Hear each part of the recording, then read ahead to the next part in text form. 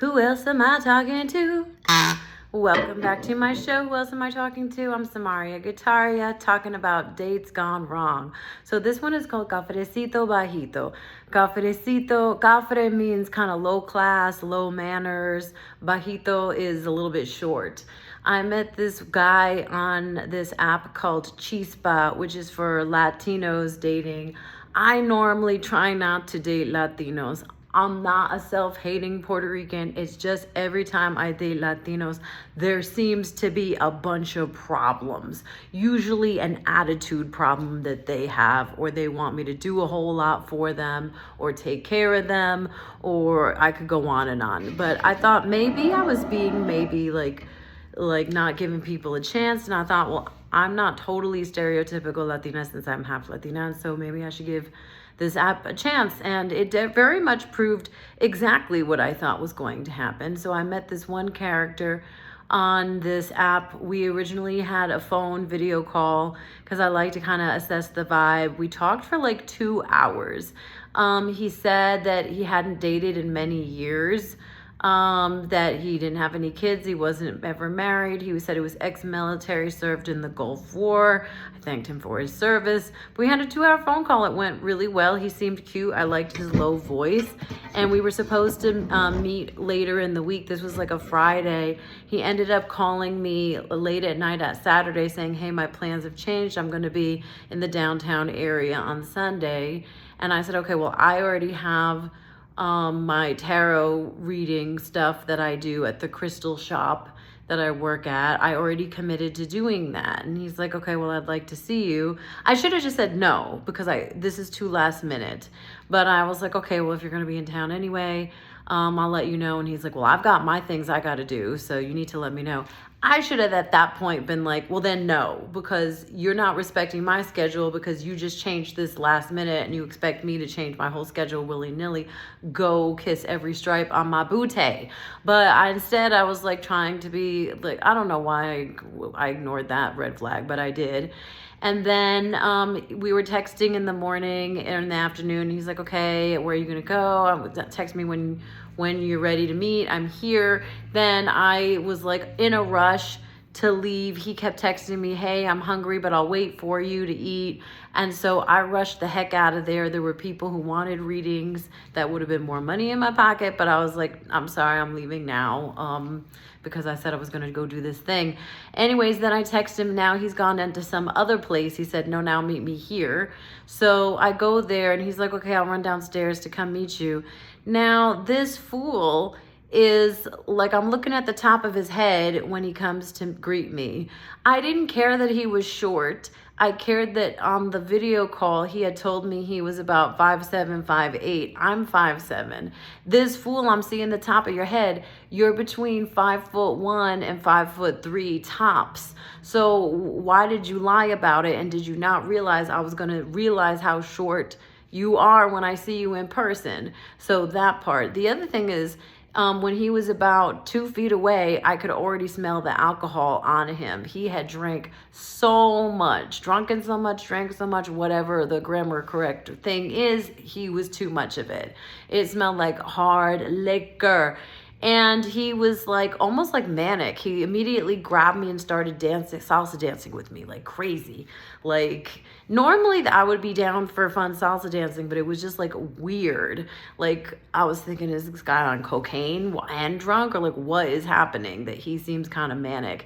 Anyway, he brings me up to this rooftop patio and he's sitting down with all these people that he knows. Not a great idea to invite somebody on a first date where you're having this dynamic. He doesn't introduce me to one person sitting at that table, so it was rude. And his friends there, they introduced themselves to me, and I was like, why did you not introduce me to your friends? That's rude. And he's like, oh, I don't remember what he said.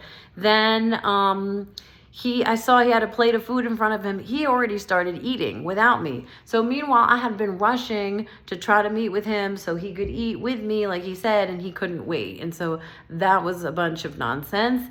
And then I was like, you know what? And he kept talking to different people that were not me and not involving me in the conversation. And I was like, I'm going to go. Actually, like, you invited me to this place. It's really, really loud. It's not a good place that's conducive for a first date. We can't talk really. You keep talking to other people. So this is a waste of my time. I don't know why you invited me to do this. So I'm going to go. He's like, no, let's go. Let's go. I don't even want to be here anymore. And I was like, okay. And I said, I'm taking you then to a taco place and hopefully you can sober up a bit and I can eat there. And so on the way, like, he just kept salsa dancing down the street like a crazy person. Not like crazy fun, but like there was something off. And I was like, is this guy mentally imbalanced? Again, is he on cocaine? I don't know what I'm seeing here. And so his hands were very sticky and he kept sweating profusely and it wasn't that hot. So I don't know what that is. But then we get to, on the way to the taco place, he keeps trying to stop at other places to say every place that he's trying to stop at is really loud and like a lot of music. And he's like, how about we go there? And I was like, I told you, I don't want to go to any place that's loud. I want to go to a place that's quiet so we can talk. But you're welcome to go by yourself there. And he's like, no, that's fine. That happened like 3 times. We get to the taco place. I order my tacos. He's like, oh, I'll have a beer. Doesn't go to pay at all. So I pay, including his beer. He doesn't even say thank you. We sit down. All of a sudden, he starts talking about something that was like kind of making him, the idea of it was making him annoyed. He started yelling, and I was like, yo, you got to quiet down. Why are you yelling at me? He's like, I have shrapnel in my ear from the Gulf War, and I'm partially deaf. And I'm thinking, then why weren't you yelling at other times? And anyways, so keeps getting up to salsa dance randomly. At one point, he just picks up his phone and starts talking into it, not even saying, excuse me. And after that, I'm like, yo, that is mad rude to just pick up your phone while we're on this time together, not even say, excuse me, not even apology. And he's like, I'm sorry, it won't happen again. I'm sorry, I'll work on it.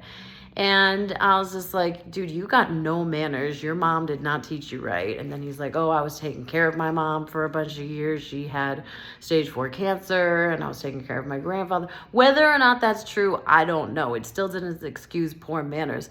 So then I know I should have left earlier, but it's like the person on the phone seemed so cool. And this person just seemed like a train wreck. And so I just thought if I wait long enough and see if he sobers up, I was just kind of curious at that point.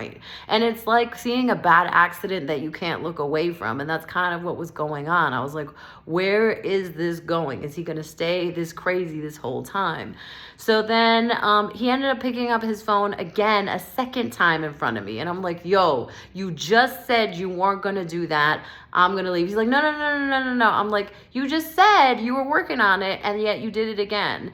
And he's just like, I'm really sorry. Then the people that we had just seen at the previous place that he knew was walking by, he starts screaming to them out, yeah, blah, blah, blah. Like, that's so mad, low class, unclassy, just like, no, don't be yelling down the street like that. So again, train wreck, but I'm still curious if he's going to sober up. I say, okay, let's walk. Then at that point, I'm just doing me. I'm like, well, I'm going to take a walk by Seaport Village by the San Diego Bay. If you want to come with me, that's fine. I'm taking a walk either way. He comes with, he keeps trying to get me to go into loud places. I keep saying, I'm not going into those loud places with you. You can go keep your party going, but I'm not doing that. Then I say I want to stop for ice cream. I get ice cream. I'm like, you want ice cream? He's like, okay. I get him ice cream. He still doesn't reach for his wallet. I still pay. There's no thank you, no acknowledgement of that. We go to sit down at the table. Then he's done eating his ice cream. He tries to leave the cone with ice cream melting out of it on the table outside. I'm like, you're going to throw that out. He's like, no, I'm just going to leave it. I said, no, you're not. Not with me, you're not. You're going to clean up after yourself. Like, who do you think you are? You're the king that you're going to leave just your garbage and dirty and disgusting melting ice cream food on the counter, on the table outside here, and you're not going to throw it away when there's a garbage right there? Like, again, no manners. You don't have any manners. And he's like, see, I need you to help me. I'm like, you're a grown-ass man. I'm like, I don't want to be raising no children here. So like, why don't you know these things already? And, oh, I'm sorry, I'll work on it. Then I say I want to go on the merry-go-round, the carousel. I was going to go whether he was going or not, because the merry-go-round and carousel over there is actually really fun. That's the only thing he paid for, which was like $5 each or something. I think it was $5 each. And then we're on that, and he's kind of being silly, but sort of making like lewd, sexy dances while he's riding his horse. And I'm like, yo, there's kids here. Like, calm yourself down. And then just like, I don't know, his hands were sweaty the whole time. He was sticky the whole time.